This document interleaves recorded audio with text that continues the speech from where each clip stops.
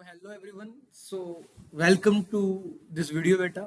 आज का जो टॉपिक है हमारा, आज हम गैस लॉज के बाद उसी के बेस पे बेटा कुछ क्वेश्चन की बात करेंगे। लेकिन क्वेश्चन अप्रोच करने से पहले सबसे पहले जो हमें समझना पड़ेगा that is about the container, क्योंकि पेपर वाला कभी ये मेंशन करके नहीं देगा कि आपके कौन से लॉ के बेस पे क्वेश्चन है। हमें हमेशा on the basis of container decide करना होता है कि यहाँ पे कौन सा गैस लॉ लगाना होता है। तो हमारे पास बेटा कोई भी कंटेनर जिसके अंदर आपने गैस ले रखी है वो बेसिकली दो टाइप में क्लासिफाई कर सकते हैं अपन लोग। पहला जो टाइप है दैट इज ओपन कंटेनर और सेकंड क्या है, क्लोज कंटेनर।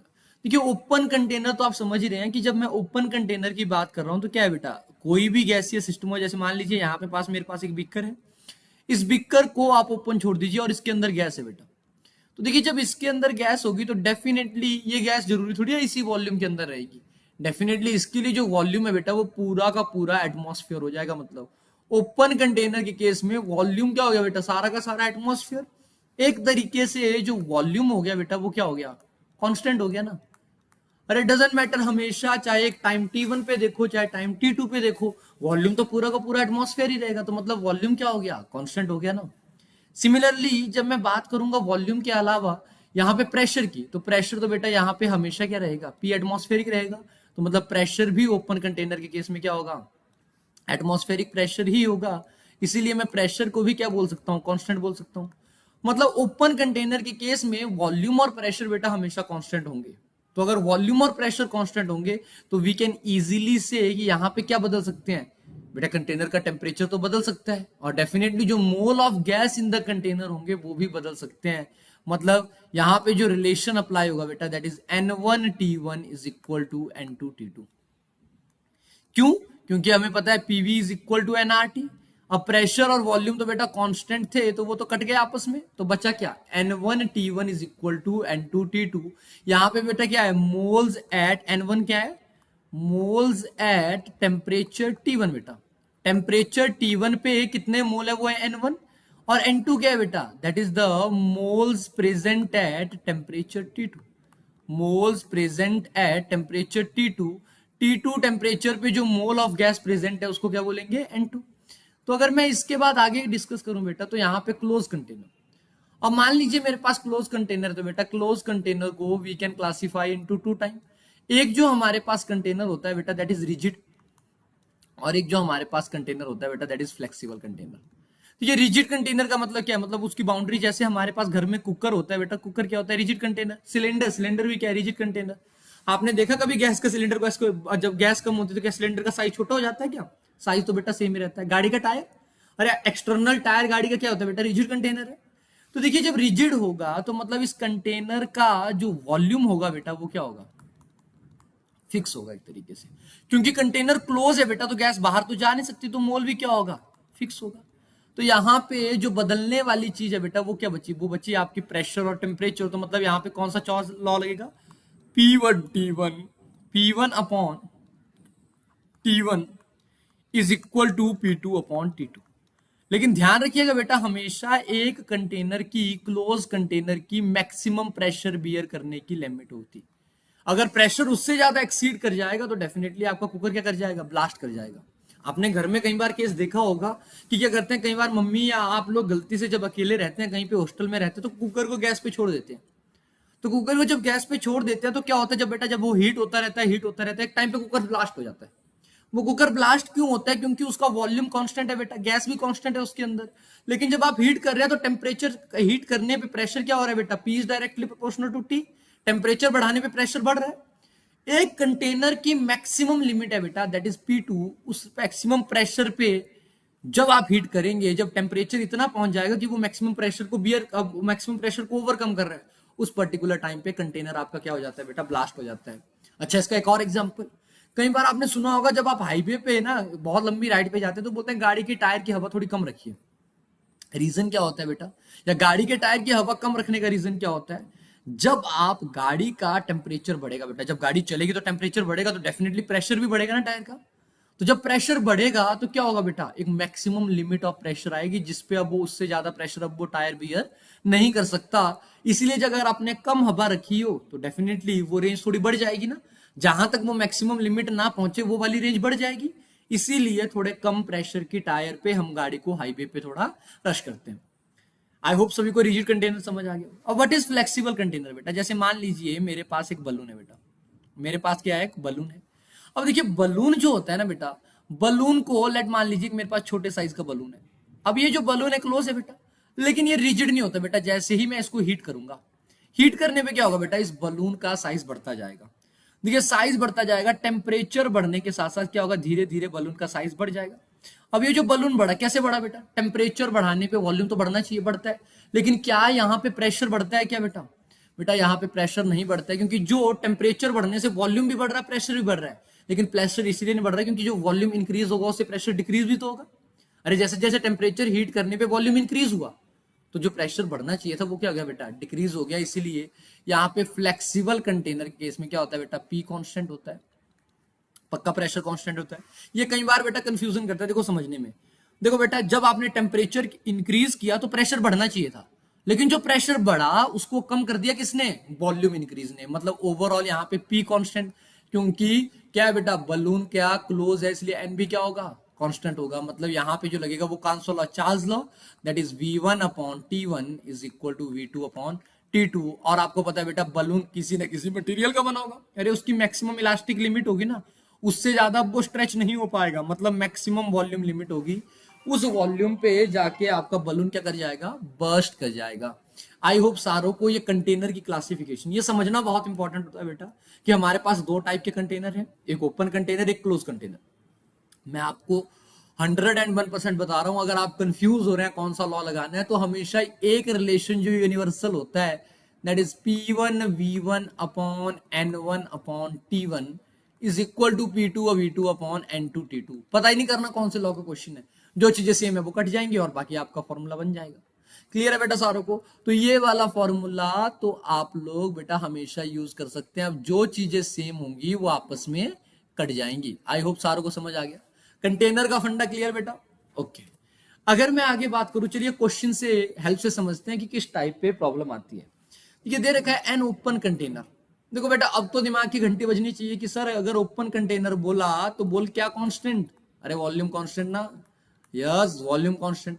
अरे प्रेशर भी कांस्टेंट है, we know as it is a open container. बचा क्या बेटा, N1T1 is equal to N2T2। देखो बेटा बोला temperature T1 is 27 degree Celsius. बेटा PV is equal to NRT में डिग्री सेल्सियस नाम की कोई स्केल ही नहीं है, केल्विन पे आ जाओ। उसको हीट किया बेटा, वो टेम्परेचर मुझे पता करना है। बोला जो N1 था, लेट मान लीजिए वो N था, और बोला कि इस तरीके से हीट किया कि जो गैस बाहर निकली वो इनिशियल मोल का कितना था बेटा, 2/3 टाइम था। तो आप बताइए N2 क्या होगा? थोड़ा सोचा होगा आपने, पक्का सोचा होगा। सोचने पे आपको लगेगा सर जो N2 है वो 2/3 N है। अरे गधों, वो तो क्या बोल रखा है, वो मोल है जो कंटेनर से एस्केप कर गए। अरे मैंने बोला था N1 N2 क्या होते हैं, moles left in the container. अगर 2/3 टाइम मोल एस्केप कर गए बेटा, तो बोलिए N-2/3 N मोल बचे होंगे, जिसको बेटा मैथ करोगे तो 1/3 N। अब मुझे N1 पता लग गया, N2 पता लग गया, तो बोलो क्या आएगा, N1T1 क्या आएगा, N1T1 is equal to N2T2। तो देयरफॉर T2 क्या आएगा बेटा, T2 आएगा N1T1/N2। इसको लिखूंगा बेटा T1 300 था, N1 N था, और ये कितना था 1/3 N। बेटा मैथ आता है मुझे, ये क्या आएगा 900 केल्विन। आई होप सारों को क्वेश्चन समझ आ गया हो। देखो बेटा यहाँ पे सोचना, ये हिंट यही थी कि ये जो कंटेनर बोला ना ओपन कंटेनर, यही सबसे बड़ी हिंट थी। आई होप सारों को क्लियर होगा। चलिए सिमिलर क्वेश्चन एक और देखते हैं।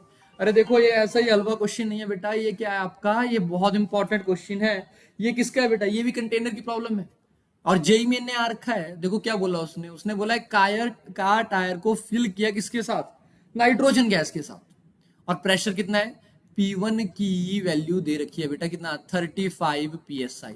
देखो प्रेशर की यूनिट क्या पता चेंज करनी पड़े, क्या पता ना करनी पड़े, क्वेश्चन पे देखते हैं। और टेम्परेचर T1 दे रखा है बेटा, दैट इज 300 केल्विन।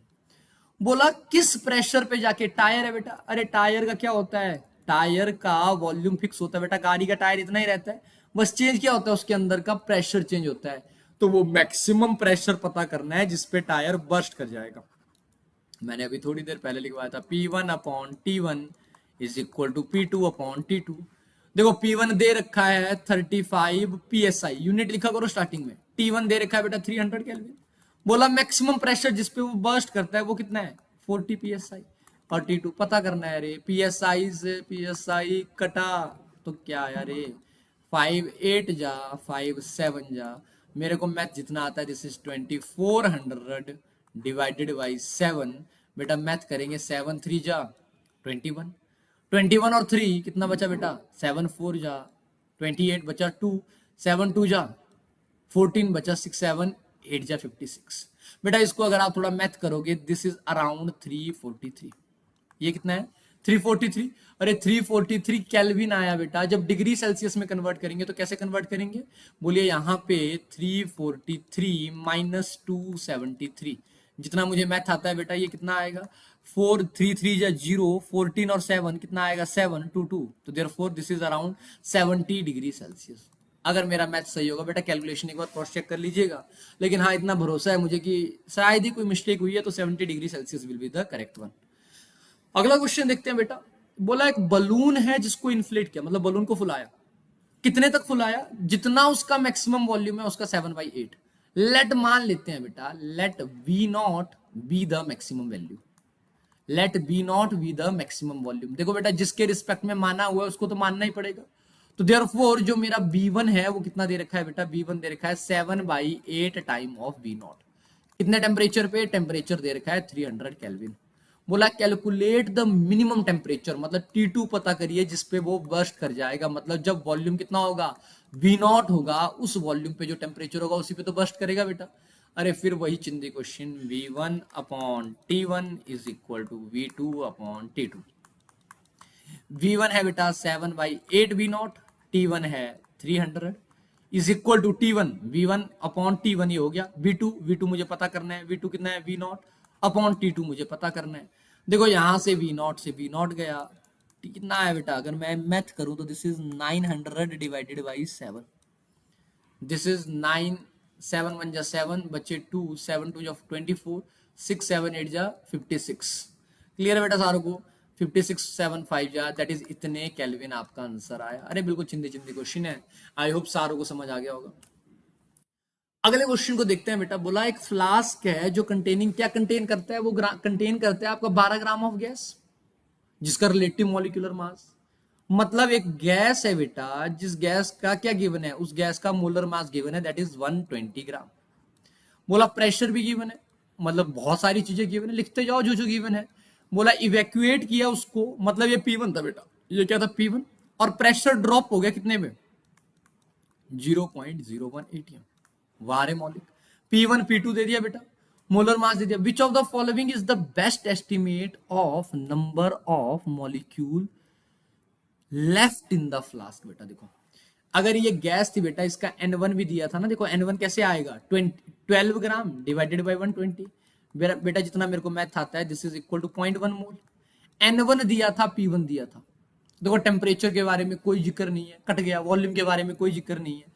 तो देखो अगर मैं मैथ जानता हूं तो कितना आएगा बेटा, PV is equal to NRT। तो क्या आ रहा है यहां से बेटा, मैथ करते हैं जल्दी से। N1 अपॉन P1 क्या आ रहा है, N1 upon P1 is equal to N2 upon P2। चलिए जरा अप्लाई करते हैं। N1 कितना दे रखा है, N1 दे रखा है बेटा 0.1। P1 कितना था, P1 गिवन था 100। N2 मुझे पता करना है, और बोलिए P2 दे रखा है 0.01। देखो बेटा मैथ करेंगे, दिस इज 10 की पावर -3, 10 की पावर N2 कितना आया 10 की पावर -5। ये तो बेटा नंबर ऑफ मोल है, ये तो इतने मोल गैस प्रेजेंट है। अगर नंबर ऑफ मॉलिक्यूल पता करने हो तो मोल कंसेप्ट का बेसिक सा लॉजिक बेटा, number of mole into Avogadro number. तो number of mole into Avogadro number अगर आप मैथ करेंगे बेटा मेरे लिए, तो यहां से मैथ आएगा 6 इंटू 10 की पावर 18, 10 की पावर -5 कट जाएगा। आई होप सारे को क्वेश्चन समझ आ गया हो। नेक्स्ट क्वेश्चन को देखते हैं। क्वेश्चन क्या दे रखा है, बोला 30 centimetre cube of a gas at 2.02 atm। वारे मालिक, वॉल्यूम है, देखो वॉल्यूम है, प्रेशर है, टेम्परेचर है, कंप्रेस किया मतलब वॉल्यूम चेंज हुआ। हमेशा ये इक्वेशन लगाओ यार, मुझे नहीं समझ आता। P1 V1 upon N1 T1 is equal to P2 V2 upon N2 T2। देखो बेटा यहां पे मोल्स का कोई जिक्र नहीं है, इसका मतलब क्या है, moles are constant, container is closed. P1 दे रखा है कितना, 2.02 इंटू V1, 30 सेंटीमीटर क्यूब। देखो यूनिट सेम है इसलिए कट जाएंगे, इसलिए लिखूंगा नहीं उनको। डिवाइडेड बाई टेम्परेचर, बेटा बस ध्यान रखिएगा, इट इज 298 केल्विन। रीजन, क्योंकि केल्विन में ही PV is equal to NRT में टेम्परेचर पुट किया जाता है। P2 कितना है बेटा, P2 दे रखा है कितना, दैट इज, अरे वही तो पता करना है, V2 15, बोलिए T2 दे रखा है 35, 298 दैट इज इक्वल टू 308। देखो बेसिक बेसिक मैथ मैं कर देता हूं बेटा, बाकी खुद से कर लीजिएगा। P2 की जो वैल्यू आएगी वो कितनी आएगी, 308 इंटू 4.04 डिवाइडेड बाई 298। बेटा करते रहिए बेटा, इतने ATM आंसर आ जाएगा। मल्टीप्लाई नहीं करने आए बेटा तो प्लीज आज ही घर जाके एक अच्छे से मैथमेटिक्स टीचर का जुगाड़, जिसमें प्लस माइनस डिवाइड सीखा जाए। आई होप कर लेंगे बेटा, थोड़ा टाइम लगेगा स्टार्टिंग में, लेकिन हाँ मल्टीप्लाई करना अब नहीं सीखा जा सकता इस लेवल पे। मल्टीप्लाई डिवाइड आई होप सारों को आता होगा। ओके, सो नेक्स्ट क्वेश्चन की तरफ देखते हैं। देखिए समटाइम क्या होता है ना कि आपके पास जो क्वेश्चन आते हैं गैस लॉज के, वो ग्राफ बेस आते हैं। अब ग्राफ बेस यहाँ पे देखो, यहाँ पे तो मैंने मेंशन कर दिया, एनसीईआरटी में दिया हुआ है बेटा टेम्परेचर। लेकिन अगर पेपर वाला बोलता कि लेट मान लीजिए ये T1 है, ये T2 है बेटा, और ये T3 है, और आपको इनका रिलेशन पता करना होता है, ये टेम्परेचर मेंशन करके नहीं देता, बस ये ग्राफ दे देता, बोल दीजिए बताइए T1 T2 T3 में क्या रिलेशन है। तो देखो बेटा, जब भी ऐसे कंपैरेटिव ग्राफ का क्वेश्चन आए तो ये बेटा कौन सा कर्व है, पीवी कर्व। क्या करिए, किसी भी एक को कांस्टेंट कर दीजिए। लेट मान लीजिए मुझे अच्छा लग रहा है, मैं वॉल्यूम को कांस्टेंट कर देता हूं, ठीक है। देखिए वॉल्यूम को कांस्टेंट करने पे क्या यहां पे देखिए रिलेशन, देखिए कुछ इस तरीके से, ऊपर कोई हॉरिजॉन्टल लाइन लीजिए। देखिए वॉल्यूम कांस्टेंट पे प्रेशर इंक्रीज करने पे कुछ ऐसा याद होगा। आप बताइए सबसे ज्यादा प्रेशर किसका आया, अरे इस 1 वाले का प्रेशर सबसे ज्यादा है ना, इसको क्या बोलेंगे, P1। देखिए 2 वाले का प्रेशर कितना आ रहा है, कम आ रहा है ना। 2 वाले का प्रेशर कितना आया, P2। और 3 वाले का प्रेशर कितना आया, अरे 3 वाले का प्रेशर आया P3। तो अगर मैं ऑर्डर बोलूं तो सबसे ज्यादा प्रेशर का ऑर्डर किसका है, P1, P2, फिर किसका है, P3। ये कब है बेटा, एट कांस्टेंट वॉल्यूम। और हमें पता है आइडियल गैस इक्वेशन से P is directly proportional to T, तो therefore T1 T2 is greater than T3। अरे देख लो 600 400 200, यही तो हमने किया था। और अगर मुझे नहीं भी दिया होता तब भी तो मैं यही निकाल रहा हूं, T1 is greater than T2 is greater than T3। अब कुछ बच्चे जो बोलते हैं नहीं सर आपने तो अपनी मर्जी का किया, मैंने वॉल्यूम कांस्टेंट करना ही नहीं था, मैं जो कांस्टेंट करता मैं किसको कांस्टेंट करता, sir what happen if I do pressure constant. मैं बोलता देख रहे बदतमीज, तू कर रहा है जिद, तू चाहे वॉल्यूम को कर चाहे प्रेशर को कर, आंसर आएंगे सेम। अच्छा बोलो सर मैं नहीं मानता आपकी बात। मैंने ऐसे बहुत आए जिन्होंने मानी नहीं, लेकिन एंड में मान के जरूर गए। तो देखो यहां से ये देखो प्रेशर कांस्टेंट किया, देखो ये प्रेशर कांस्टेंट करने पे लेट मान लो, आप बताइए सबसे ज्यादा वॉल्यूम किसका है, देखो यहां पे, अरे इस पहले वाले को जिसको हमने 1 बोला था उसका वॉल्यूम सबसे ज्यादा, फिर V2, और सबसे कम किसका आया, V3। तो देयरफॉर बेटा वॉल्यूम का ऑर्डर आया V1 is greater than V2 is greater than V3, and we know V is directly proportional to T, तो T1 is greater than T2 is greater than T3। क्या दोनों से answer same आए कि अलग अलग आए, अरे हमेशा सेम आएंगे रे, लॉजिक सीख गए हो क्या एक सारे लोग, नहीं सीखे बेटा एक बार रिपीट करिए वीडियो को, फिर से सीख लीजिए। आगे देखते हैं बेटा प्रेशर और 1/b। पहले तो बेटा ग्राफ स्ट्रेट लाइन क्यों आया, एज अपन लोगों को पता है sir PV P is equal to KYV। अगर मेरा P मेरा Y है और 1/v मेरा X है, तो देख बेटा ये K क्या है, स्लोप है, और स्लोप इंटरसेप्ट की वैल्यू क्या है, 0, इसलिए ओरिजिन से स्टार्ट हुआ, स्ट्रेट लाइन आया। अब मुझे इसमें 1/b से कंपैरिजन करना चाहिए कि P से, अरे P से आसान होता है ना, 1/b को किया कांस्टेंट, तो आप बताइए सबसे ज्यादा प्रेशर किसका है, T3 वाले का। तो ऑर्डर क्या आया, ऑर्डर आया P3 P2 P1, तो देयरफॉर वही क्या रहेगा, T3 T2 T1। देखो यही आया बेटा। क्या इस टाइप के क्वेश्चन कॉम्प्लिकेटेड हैं, अरे देखोगे जेई मेन के PYQ है बेटा, एनसीईआरटी से ही पूछा जाता है जेई मेन, ये जेई मेन के क्या है, PYQ है। नेक्स्ट देखते हैं, चार्ल्स लॉ के बेस पे ग्राफ दिया है बेटा। देखो यहां पे भी सेम वही लॉजिक करते हैं, क्या करते हैं, वॉल्यूम को कांस्टेंट करते हैं। देखो जब मैंने वॉल्यूम को कांस्टेंट किया, देखो ये क्या आ रहा है, ये प्रेशर का ऑर्डर आ रहा है, सबसे ज्यादा टेम्परेचर किसका आ रहा है, देखो इस ग्राफ को देखिए T4 सबसे ज्यादा आ रहा है, देखिए यहाँ पे देखिएगा ना, सबसे ज्यादा टेम्परेचर किसका आया, इस टेम्परेचर वर्सेस वॉल्यूम कर्व में सबसे ज्यादा T4 का आया, फिर T3 का आया, फिर T2 का आया, और सबसे कम टेम्परेचर किसका आया, T1 का। तो जो टेम्परेचर का ऑर्डर होगा वही सेम तो प्रेशर का ऑर्डर होगा। अरे यही होगा ना, क्योंकि हमें पता है P is directly proportional to, तो therefore P4 P3 P2 P1। आपका मन करता है बेटा उल्टा कर लेते, यहां से जब करते हैं तो यहां से सबसे ज्यादा वॉल्यूम किसका आता है बेटा, सबसे ज्यादा वॉल्यूम आता है P1 का। लेकिन P और V क्या होते हैं, इनवर्सली होते हैं बेटा, जिसका वॉल्यूम सबसे ज्यादा उसका प्रेशर सबसे कम। दोनों साइड से चाहे आप हॉरिजॉन्टल लाइन लीजिए चाहे वर्टिकल लाइन लीजिए, दोनों से आंसर सेम आएगा। अच्छा इस लॉ में देखते हैं, देखो प्रेशर और वॉल्यूम कांस्टेंट है बेटा, आपकी मर्जी यार, आप बहुत इंटेलिजेंट है। ये मैंने लाइन खींच ली, बोलो सबसे ज्यादा प्रेशर किसका, P1 वाले का। तो P और V1 इनवर्सली होते हैं, इसलिए V1 का वॉल्यूम सबसे कम, फिर V2, फिर V3, फिर V4। आई होप सारों को ये ग्राफिकल क्वेश्चन समझ आ गए बेटा। देखो डेंसिटी ऑफ ए गैस बेटा very very important, as we know density PV is equal to क्या होता है, nRT। PV is equal to क्या होता है, nRT। डेंसिटी क्या होती है, मास अपॉन वॉल्यूम। जरा मैं इसको मास की टर्म में लिखूं तो PV M upon molar mass RT। Gas की बातें बेटा, तो देयरफॉर M अपॉन V क्या आ रहा है यहाँ से, PM अपॉन RT। तो बेटा इसी को बोलते हैं डेंसिटी ऑफ ए गैस। और बेटा याद करने का तरीका मैं बताऊंगा आपको, बिल्कुल बहुत अच्छा। D is equal to PM upon RT। लेकिन अपन लोग करेंगे जक्का स्ट्रिक के दौरान याद, देखो कैसे बोलेंगे, हम बोलेंगे सर जो डर्टी है वो कौन है, PM है। देखो बेटा बीजेपी वाले बुरा नहीं मानेंगे, कांग्रेस वाले भी बुरा नहीं मानेंगे, सर को पॉलिटिक्स से कोई लेना देना नहीं है। अगर बीजेपी वाले कोई बीजेपी में इंटरेस्टेड है तो बेटा वो राहुल गांधी को इमेजिन कर लो पीएम, या मनमोहन सिंह को। और जो कांग्रेस वाले हैं बेटा वो आपके नरेंद्र मोदी को इमेजिन कर लीजिए, कोई दिक्कत वाली बात नहीं है। पॉलिटिक्स होती ही डर्टी है, दोनों डर्टी है, तो इसलिए डर्टी पीएम। तो याद कर सकते हैं DRT is equal to PM, जहां पे D क्या है बेटा, डी है अपन लोगों की डेंसिटी ऑफ गैस। आर वही प्यारा कांस्टेंट जिसको क्या बोलते हैं, गैस कांस्टेंट। टी बेटा ये मेरे को ना बार बार पता नहीं क्यों मन करता है, मुझे लगता है कि करोगे दिक्कत। Temperature in kelvin, pressure pascal वाला हो, प्रेशर कोई भी हो सकता है बेटा, कोई दिक्कत नहीं है। लेकिन ये कैपिटल M क्या है, कैपिटल M हमारा प्यारा मोलर मास, किसका, ना मेरा ना आपका, किसका, गैस का बेटा। तो आई होप ये सभी को फॉर्मूला रट जाए, DRT is equal to PM। जरा देखते हैं कैसे क्वेश्चन बनाते। अगर देखो बोला density of A unknown gas, this what is the molar mass, नहीं यार ये नहीं करवाऊंगा, ये बेटा लो होमवर्क मान लो। ये तो क्या है, अरे देखो क्या दिया हुआ है, डेंसिटी गिवन है, निकालना क्या है, मोलर मास। तो क्या लगाऊंगा, D is equal to PM upon, M को क्या लिखूंगा, DRT/P। डेंसिटी देखो दे रखी है 2.5 इंटू 10⁻³ ग्राम पर ml। आधे लोग तो इधर भी नहीं कर पाते बेटा। डेंसिटी को ml से लीटर कन्वर्ट करने में क्या लगेगा तुम बताओ। देखो यूनिट करवा देता हूं एक बार, तुम यहां पे भी गलती कर लोगे।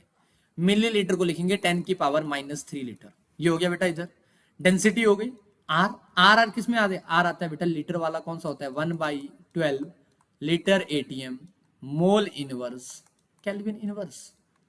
और टी बेटा तुम्हारा टेम्परेचर 98 डिग्री सेल्सियस, 273 प्लस 98 कितना होता है, 371 केल्विन। देखो ये आया यहाँ पे, टी आ गया अपॉन यहाँ पे, सॉरी ये तो देखो देखो देखो देखो एम दे रखा है, एम कितना दे रखा है, मोलर मास तो निकालना है, MDRT। टी कितना आया बेटा, मैंने लिखा था यहाँ पे 371 अपॉन P। प्रेशर कितना दे रखा है, अरे ATM वाला है ना, 0.974। देखो रे ATM से ATM कट गया, केल्विन से केल्विन इनवर्स कट गया, बचा क्या, ग्राम पर मोल। और वही यूनिट होती है किसकी, मॉलिक्यूलर वेट की। तो आई होप सारे मल्टीप्लाई कर लेंगे बेटा। इजी मल्टीप्लाई, कोई बड़ी दिक्कत वाली बात नहीं है, इजी मल्टीप्लाई है। इसको बेटा अगर मैं अप्रोक्स भी मान के चलू ना, तो this is around 10.8, this is around 10.8। 10.8 को 11 मान लो, इसको कितना मान लो, 11 के क्लोज मान लो। ये 11 है, ऊपर वाला कितना है, नहीं बेटा ऐसे अप्रोक्सीमेशन करोगे, आंसर क्लोज क्लोज दे रखे हैं, पूरा मल्टीप्लाई करना पड़ेगा बेटा। अच्छे से इजीली अच्छे तरीके से मल्टीप्लाई करिएगा, आपका आंसर आ जाएगा। अगला क्वेश्चन देखते हैं बेटा, बोला assume that air is 79% by mole, okay 20% the density of air. बेटा देखो ये मिक्सचर दे रखा है यहाँ पे, देखिए अच्छा क्वेश्चन आ गया, इसको मैं बता देता हूँ। मिक्सचर ऑफ या एम इफेक्टिव, एम इफेक्टिव क्या होता है, effective molar mass effective molar मास, और ये क्या होता है, molar mass of mixture of gas, molar mass of mixture of gas.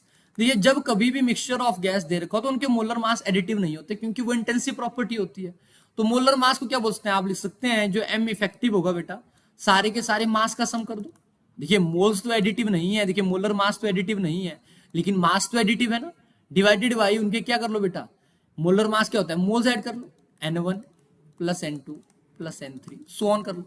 बेटा जब इस फॉर्मूले को और लिखोगे तो ये बाई परसेंटेज दे रखा है, देखिए मैं मोलर मास निकालना सिखाऊंगा, बस इसको 79 ग्राम मान लो, 79 क्या मान लो ग्राम।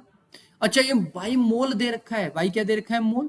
तो मैं क्या बोल सकता हूँ यहां से, अगर इसी फॉर्मूले को लिखने चलो, एम को क्या लिख सकता हूँ, N1 M1 plus N2 M2 plus N3 M3 divided by, यहाँ पे 3 ही है बेटा तो 3 को लिखूंगा, N1 plus N2 plus N3। N1 बेटा देखो 79 दे रखा है, परसेंटेज को रहने दो, M1 कितना मान लो, N2 होता है 28 प्लस N2 कितना दे रखा है 20 इंटू 32 प्लस 1 इंटू आर्गन कितना होता है बेटा 40 डिवाइडेड बाई, नीचे तो 100 ही आएगा। देखो ये आ जाएगा आपका क्या, effective molar mass. Effective molar mass आ गया तो D इज इक्वल टू बेटा फिर वही PM अपॉन RT, और क्या आ जाएगी आपकी डेंसिटी आ जाएगी। बहुत आसानी से आ जाती है बेटा, कोई बहुत बड़ी दिक्कत नहीं है। देखिए ये जो M इफेक्टिव है सॉल्व करके अराउंड 28 आता है, ऐसे याद है मुझे, आप भी निकाल सकते हैं, और बाकी सारे वैल्यू को पुट करके आपका आंसर आ सकता है। सो थैंक यू सो मच, बाकी डाल्टन लॉ नेक्स्ट लेक्चर में डिस्कस करेंगे बेटा।